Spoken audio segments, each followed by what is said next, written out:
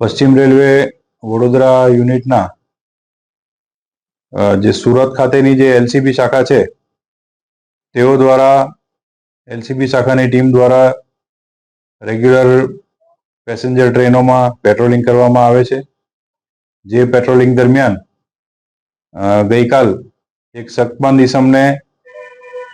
Surat railway એલસીબીની ટીમે પૂછપરછ માટે ડિટેન કરવામાં આવેલ, જેની પૂછપરછ દરમિયાન તેઓએ વારંવાર પશ્ચિમ રેલવે વડોદરા યુનિટના એટલે કે સુરતથી લઈને વાપી, સુરત તેમજ નડિયાદ, વડોદરા જેવા રેલવે સ્ટેશનના વિસ્તારોમાં ચાલુ ટ્રેનોમાં ચોરી કર્યાની કબૂલાત કરેલ। જે આરોપીની ડિટેલમાં વિગતવારની પૂછપરછ કરી અને તેની પાસેથી વિગત મેળવતા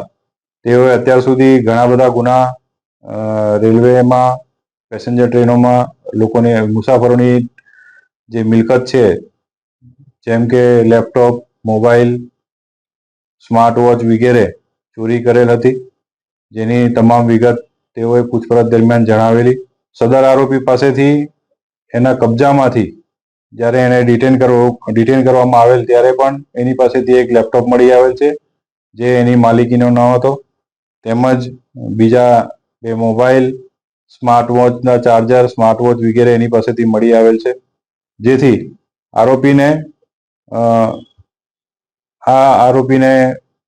પશ્ચિમ રેલવે વડોદરાના એલસીબી શાખાએ ગઈકાલે તેઓની કબૂલાત મુજબ અને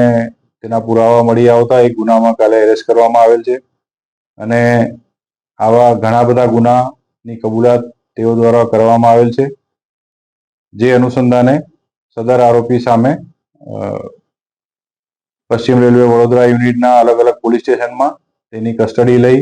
તેની સામે કાયદેસર કાર્યવાહી કરવામાં આવી રહી છે।